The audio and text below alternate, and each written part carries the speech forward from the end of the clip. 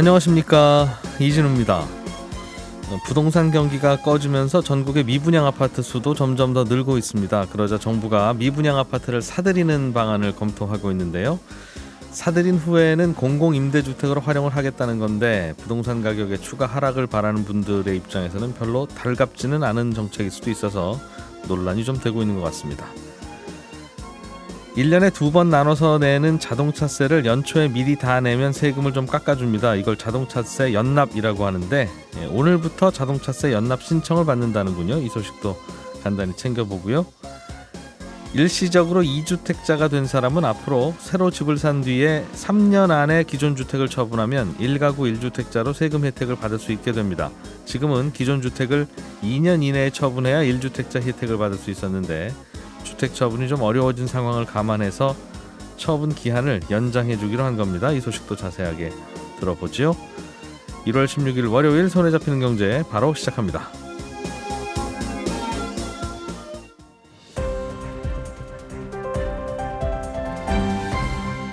이진우의 손에 잡히는 경제. 예, 경제 뉴스들 정리하는 시간. 오늘은 MBC의 양효걸 기자, 손에 잡히는 경제 박세훈 작가, 그리고 이분 때문에 월요일이 기다려지죠. 월요일에만 들을 수 있는 목소리 안승찬 기자, 이렇게 세 분과 함께합니다. 어서 오세요. 네, 안녕하세요. 자, 오늘은 미분양 아파트를 정부나 공공기관이 좀 사들일 수 있는 방안을 고민해보자라는 정부 쪽의 목소리에 대한 그런 이야기예요. 네. 일단 예전에는 없어서 못 팔던 아파트들이 이제 부동산 시장이 차갑게 식으면서 미분양 물량으로 나오고 있습니다. 그래서 시장은 하루가 다르게 이제 빨리 변하는데 아파트는 사실 다 지어지려면 최소 2-3년이 걸리기 때문이죠. 그래서 그때그때 수급을 좀 맞추기가 어려운 건데요. 한마디로 주택은 바로 물량되기가 어렵기 때문에 이런 일들이 벌어지고 있는 겁니다. 근데 이제 부동산 시장이라는 게 좋아질 때도 있고 나빠질 때가 이제 반복해서 오는 건데 지금 당장 미분양이 너무 크게 발생하면 건설사들이 자금 회수가 안 되고 어려움을 겪을 수 있다는 거거든요. 그래서 정부나 공공기관에서 어려울 때 미분양 물량을 좀 사서 싼 값에 필요한 저소득층에게 빌려주면 미분양 물량도 해소하고 공익적인 목적으로 주택 공급도 되는 거니까 일석이조라는 게 일단 이 정책의 기본 아이디어인 겁니다. 예. 미분양 물량이 좀 많이 늘었나 봐요, 실제로. 네, 이제 국토부 수치를 좀 보면요, 지난해 11월 말 기준으로 미분양 주택 수는 5만 8천 가구가 넘었습니다. 그러니까 한 달 전보다 그러니까 10월보다 20% 넘게 늘은 건데 1만 가구가 넘게 증가한 겁니다. 근데 증가 폭으로만 보면은 한 달 새 이렇게 늘어난 게 2015년 이후 거의 7년 만에 처음 있는 일이거든요. 일단 미분양이 쌓이면 아파트 다 지어놓고 건설사는 자금 회수가 안 되기 때문에 결국 큰 어려움에 빠질 수밖에 없는 건데요. 예. 미분양에도 다 이제 급이 있습니다. 그래서 일단 일반 분양을 했는데 사가는 사람이 공급되는 호수보다 적어서 생기는 미분양은 사실 그나마 좀 상황이 나은데요. 이 시기를 지나서 아예 다 지어졌음에도 불구하고 분양이 안 된 걸 준공 후 미분양이라고 합니다. 미분양은 그러니까 착공할 때쯤 분양을 하니까 네. 그때 미분양인 거와 그때 미분양이더라도 시간이 조금 있으니까요. 짓는 동안 한 1-2년 사이에 또 팔리기도 하니까. 네. 그래서 아까 말씀드린 대로 준공 후에까지 미분양이 남은 게 가장 이제 악성 미분양으로 분류가 되는데 이 준공 후 미분양이 또 아까 같은 기간에 한 7천 가구가 넘었었습니다. 그래서 소폭 증가하기 시작을 했고요.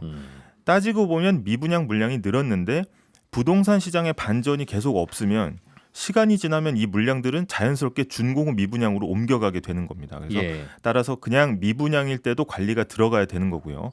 정부가 위험선으로 보는 미분양 물량이 6만 2천 가구 선입니다. 작년 11월에 5만 8천이었으니까 업계에서는 12월 통계에서는 이미 6만 가구를 넘었을 것으로 보고 있고요. 지금 상황은 이미 턱 바로 밑까지 차 있다, 이렇게 보시면 될 것 같습니다. 그 미분양 물량이 남아 있으면 또 기존에 약간 낡은 아파트들은 또 더 안 팔리고 그러니까 이거 살 거면 저거 사지. 새 아파트도 여전히 미분양인데 뭐 이런 생각 때문에 그래서 부동산 경기가 계속 꺼져가는 걸 정부가 걱정을 하는 건 이해가 되는데 이 뭐 정부가 예산이 많아요. 이거 뭐 얼마나 좀 사줄 수 있는 상황이에요? 네, 이게 정부가 현재도 실시를 하고 있거든요. 매입 임대 사업인데 이걸 확대해서 민간에 아까 말씀드렸던 준공 후 미분양 물량을 사들인다는 방안입니다. 앞서 말씀드렸다시피 매입 임대 사업은 LH 등 이제 공공기관이 나서고요. 도심에 있는 신축 또는 기존 주택을 공공 임대주택으로 사들여서 아직 집을 갖지 않은 청년이나 신혼부부에게 시세보다 훨씬 싸게 임대를 하는 겁니다. 주로 1인 가구를 위한 다가구 다세대 주택이 많고요. 이 아파트 매입 비중은 작년에 예를 들면은 한 10%가 안 됩니다. 그래서 되게 적은 수치고 국토부가 이렇게 사들이려는 미분양 주택이 추가적으로 약 7천여 가구 정도 될 거다 이렇게 예상이 되고 있는데 이미 기존 주택을 정부가 정부 돈으로 사들여서 좀 더 싸게 임대해주는 그런 그 사업을 계속 하고 있고요. 제도가 원래 네. 있었다. 네네. 근데 이제 추가적으로 더 늘린다는 건데 역시 문제는 아까 말씀하신 대로 예산입니다. 이 공짜로 살 수 있는 것도 아니고요. 올해 이 계획이 한 3만 5천 가구 정도 돼 있는데 이거 살 돈으로 빼놓은 예산이 한 6조 원 정도 편성을 해놨습니다. 한 채당 2억이 채 안 되네요. 네, 1억 7천만 원 정도밖에 안 되기 때문에 그래서 아파트 매입 비중이 적은 거거든요. 한 채당 1억 7천 예산으로 아파트를 물론 모든 주택을 다 1억 7천짜리만 사야 되는 건 아니겠습니다만 그런 건 아닙니다. 예. 만약에 돈이 좀 이 빠듯할 것 여기서 같네요. 넘어가면은 이제 LH의 어떤 자금을 동원해야 되는 거거든요. 그래서 지금 이거 계획했던 거 사는데도 돈이 빠듯합니다. 그래서 예. 미분양 주택을 추가로 사들이려면 기금을 늘려야 하는데 일단 국회 동의 없이도 최대 1조 2천억 원까지는 증액을 할 수가 있고요. 1조 원 정도 이상이 이제 미분양 아파트 사는데 투입이 가능한 셈입니다. 근데 LH가 빚을 내서 사는 방법도 있는데 지금 LH가 그런 사정이 아니고요. 지금 2026년까지 부채 비율을 줄여야 되기 때문에 막 사들이기는 되게 어려운 상황입니다. 아니면은 항상 요즘 많이 등장하는 도시보증공사 허그를 통해서 나중에 되파는 걸 전제로 사들이는 방식도 있거든요. 그런데 허그도 지금 사정이 좋지 않죠. 그래서 여기가 전세금 보증 보험 파는 곳이죠? 맞습니다. 그래서 깡통 전세하고 전세상이 드는 지금 보증 한도가 한계점에 거의 와 있고 지난해 보증 사고액만 1조 원이 넘었기 때문에 여력이 지금 없다는 겁니다. 1조 원 더 넣어도 6조 원 예산이 7조 원 되는 거니까 네. 뭐 큰 도움 될 것 같지는 않은데 네. 이건 또 논란이 조금은 있겠어요. 이게 그동안 이 예산이 매우 저렴한 주택 사서 네. 그 저렴한 주택조차도 세얻기 어려운 분들한테 정부가 싸게 주자는 측면이라서 그동안에는 별 얘기 없었는데 미분양 아파트가 미분양되고 있는 게 뭐 좀 비싸게 팔려고 시세보다 비싸게 팔려고 하니까 미분양 아닙니까? 맞습니다. 그러면 그걸 뭐 그럼 알아서 좀 가격을 내리겠지. 그러니까 거기까지 정부가 신경 써줄 여력이 있어? 이제 하는 그런 논란은 좀 있겠네요. 네, 그러니까 그 부분에서 지금 이제 비판 여론이 커지고 있는 건데, 아니 뭐 수요 예측도 일단 실패를 한 거고 분양가도 사실 높게 책정한 거 아니냐 시행가보다. 근데 그런 걸 왜 공기업이 이제 정부와 공기업이 떠안는 구조가 돼야 되는 거냐 이런 비판인 거고 과도한 건설사 살리기다라는 이런 건데 사실 정부가 미분양을 사주더라도 당연히 네. 이제 건설사가 자구 노력을 한다는 전제 하에 사줘야 된다는 것이고요. 이 아까도 말씀드렸듯이 이게 단지 이제 시장이 좋지 않다고 해서 공적인 자금을 들여 사준다는 데 대해서 이제 부정적인 기류가 되게 강한 겁니다. 예. 다만 이제 건설업계에서는 대형 건설사와 중소형 건설사를 좀 나눠봐야 된다는 입장인데 대형 건설사는 뭐 자본금으로 어느 정도 버틸 수가 있지만 지방 미분양 단지의 대다수를 차지하는 게 일단 지역 중소형 건설사거든요. 근데 이런 경우에는 단지 한 개만 실패해도 휘청거릴 수가 있다. 그래서 이제 어려움을 좀 호소하고 있는 상황입니다. 게다가 이제 지금 정부가 규제를 좀 확 풀고 있는 상황에서 이제 다소 반등한다는 기대감이 좀 형성되고 있잖아요. 그래서 자칫 이제 공적 자금으로 시장 안정 효과는 보지 못하면서 이 돈만 쓰는 거 아니냐 이런 우려도 그러게요. 나오고 있습니다. 물론 나는 정부가 규제만 안 하면 저 아파트 미분양 아파트 사고 싶은데 네. 뭐 두 번째 주택, 세 번째 주택 살 때는 취득세도 중과하고 아주 죄인 취급해서 그래서 못 삽니다 하는 규제는 풀어줘야죠. 네. 그래야 시장에서 수요에 맞춰서 지은 주택이 잘 팔리는 건데 네.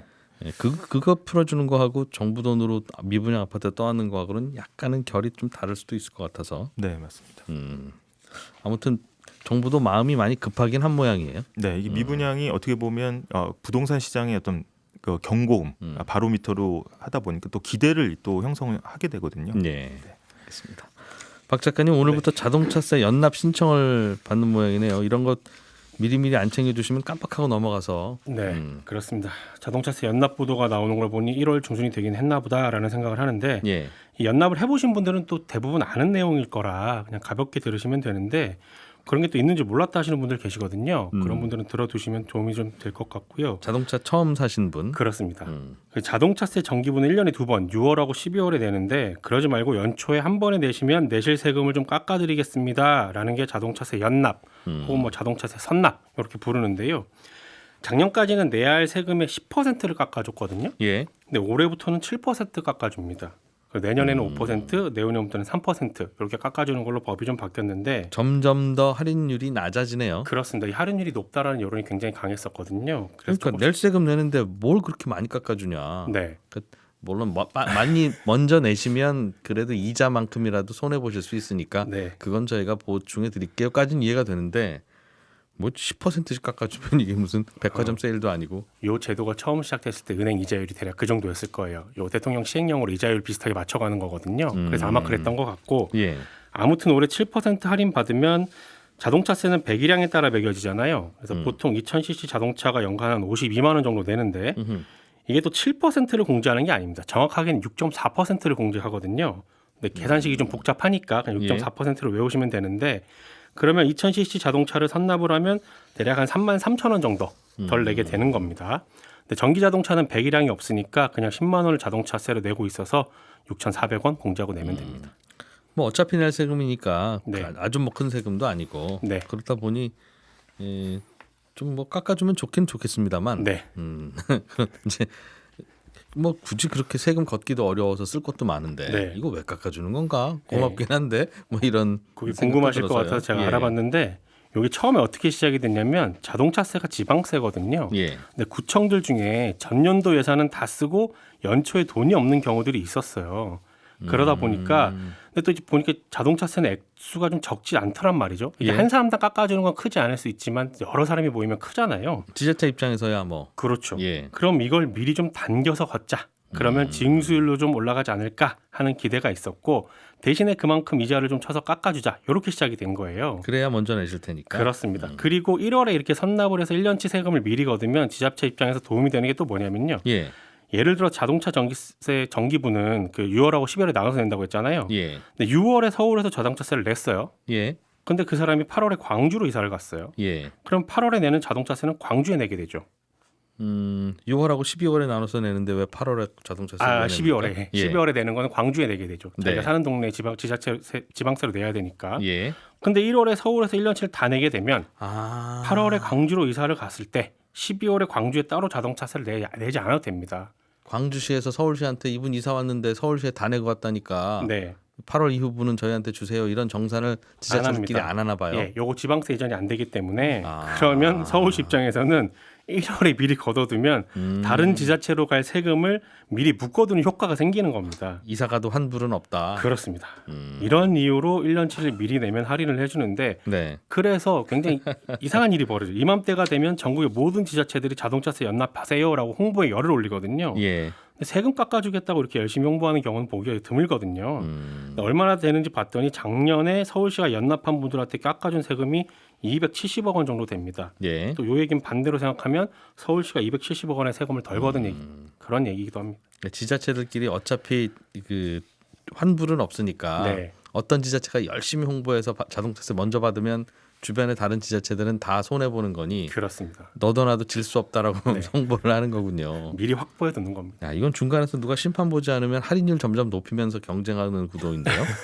근데 이건 정해놨으니까요. 세율. 그렇군. 자동차세는 환불이 안 된다. 네. 그러면 차 타다가 중고차로 팔거나 혹은 뭐 폐차를 시키거나 해도 자동차세는 선납한 거 환불 안 됩니까? 요거는 돌려줍니다. 개인한테는 돌려줘요. 자동차세 냈는데 차를 파거나 배차를 하게 되면 자동차세는 다행히 또 자기가 탄 기간만큼만 세금을 내는 그런 개념이거든요. 예. 그래서 차를 팔거나 폐차를 한 후에 남은 기간만큼 일할 계산해서 계좌로 넣어줍니다. 그러니까 연납 신청할 때 환불받을 계좌 적게 돼 있거든요. 예. 거기로 들어가고요. 만약에 안 적었다면 환불받으라고 통지서 날아갈 겁니다. 보통 환불까지는 한 달 정도 걸리는데 좀 일찍 받고 싶으면 구청에 전화하시면 되고요. 이때는 또 본인이 세금 낸 구청에 전화를 하셔야 됩니다. 예. 오늘부터 연납 신청 받는데 작년에 연납하신 분들한테는 이미 고지서가 다 발송이 됐을 거고요. 나는 그런 거 있는 줄 몰랐다 하시는 분들은 새로 신청을 하셔야 되는데 예. 인터넷 검색창에 위텍스라고 치셔도 되고 위텍스. 네. 근데 또 어떤 특정 지자체는 자기네들이 운영하는 게 있긴 하니까 만약에 위텍스로 들어가는 데 없다 그러면 우리 동네 치고 뭐 자동차세 연납 이렇게 치면은 관련된 사이트 뜰 겁니다. 아니면 그냥 살고 계신 구청에 세무과에 전화하시면 됩니다. 위텍스. 네, 굉장히 친절하게 잘 안내해 줄 거예요. 이건 본인들 아쉬운 거니까. 네. 알겠습니다. 자동차세는 그러니까 딱 4월 7일까지 타고 팔면 4월 7일까지 탄 것만 딱 계산해서 네, 일률적으로 딱 그것만 걷고 나머지 환불해주고 다 하나 봐요. 그렇습니다. 그러니까 자동차세도 이런데 훨씬 더 비싼 집에 대한 재산세, 종부세는 네, 왜 6월 1일 기준으로만 1년 전체를 매겨서 예, 그렇게 6월 1일 날 세금 내고 7월 1일 날 팔아도 환불 안 해주잖아요. 안 해주죠. 그럼 또 이건 왜 못 해주는가 하는 생각은 드네요. 그 얘기는 하려면 30분 정도 걸리니까 예. 다음에 제가 또 말씀드릴게요. 자, 안승찬 기자님, 정부가 일시적 1가구 2주택 그러니까 갈아타기, 내 집 그렇습니다. 갈아타기 하는 경우에 먼저 집 파는 여유 기간을 3년까지 늘려주겠다.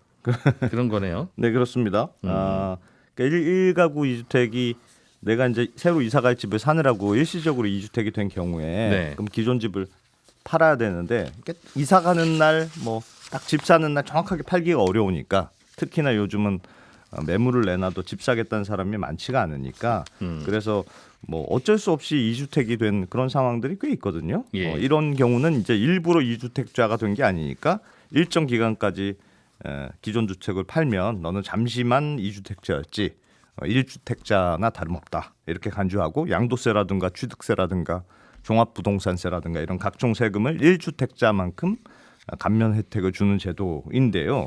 없는 집 취급했다는 거예요. 그렇습니다. 네. 근데 문제는 언제까지 집을 팔아야 그 혜택을 줄 거냐 이게 예. 관건이죠. 근데 우리가 왜 버스 환승할 때도 그렇잖아요. 어쩔 수 없이 환승해서 가느냐 아니면 그냥 2대를 탄 거냐를 구별을 해야 되니까 30분 내에 버스를 탄 건 이건 환승이네 이렇게 보고 무료로 갈 수 있고 30분 넘어서 탄 거는 이건 갈아탄 게 아니고 그냥 버스를 2개 탄 거다. 그러니까 각각 요금을 낸다. 이런 식으로 돼 있잖아요. 예. 마찬가지로 1가구 2주택도 기간을 정해놨습니다. 그러니까 지금까지는 조정 대상 지역에서 집을 살 경우에는 아무리 늦어도 2년 내에는 기존 집을 팔아야 너는 환승하려는 거구나 이렇게 간주를 했는데 네. 이 기간을 3년으로 늘려주겠다는 게 이번 정부의 대책이거든요. 그러니까 사실 문재인 정부 이전에는 3년이었는데 원래 3년이었는데 그렇습니다. 문정부 들어서 이걸 1년까지 낮춰놨었는데 무슨 집 하는데 시간이 3년씩이나 그렇습니다. 걸립니까? 네. 그런데 이제 작년 윤석열 정부 들어오면서 2년으로 늘렸고 이걸 다시 3년으로 이번에 확대를 한 겁니다. 그렇군요.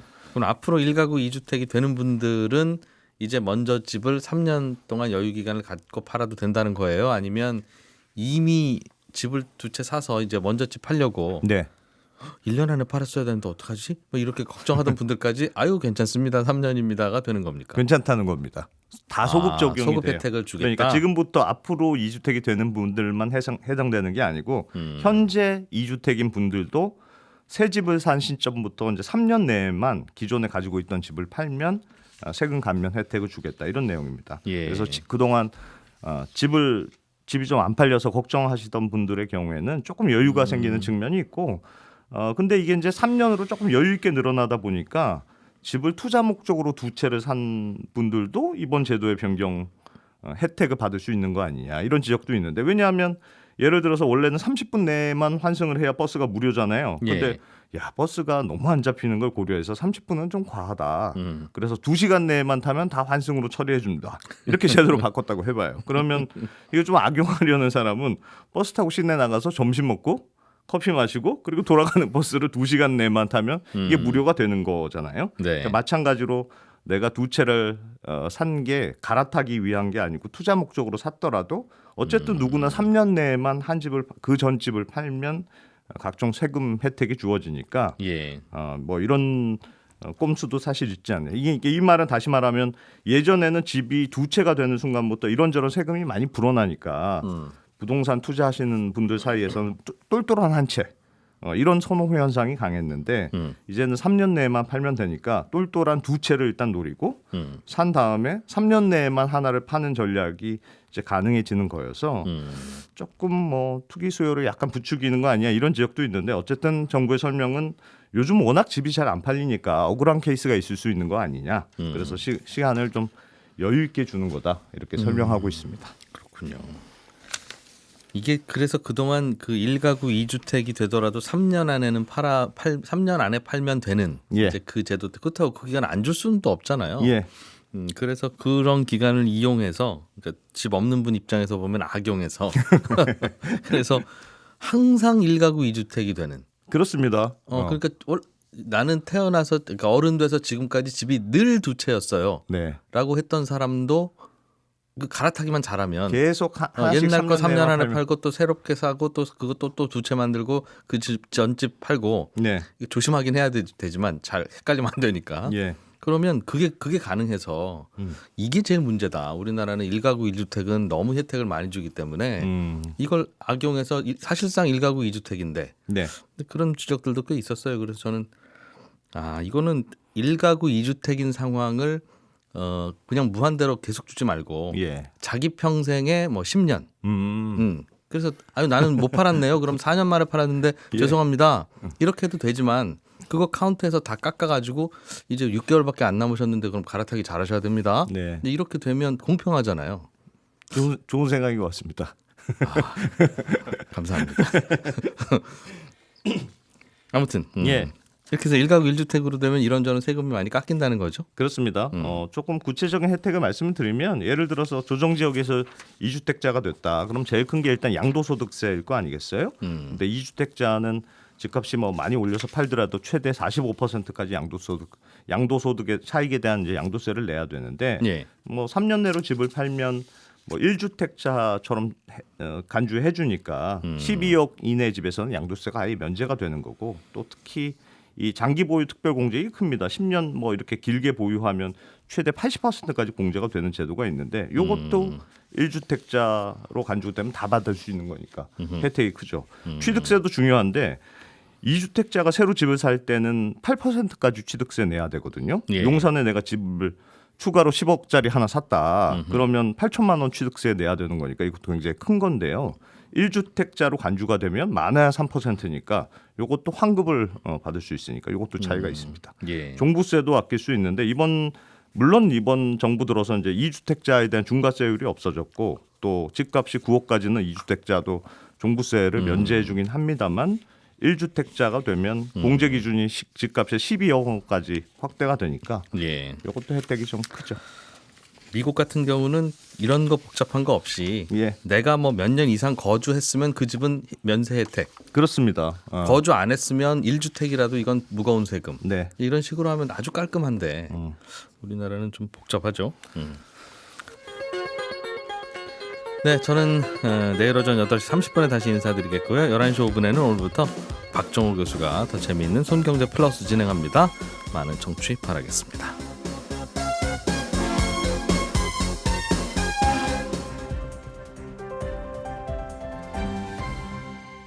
경제를 생각하는 사람들의 즐거운 습관. 이진우의 손에 잡히는 경제.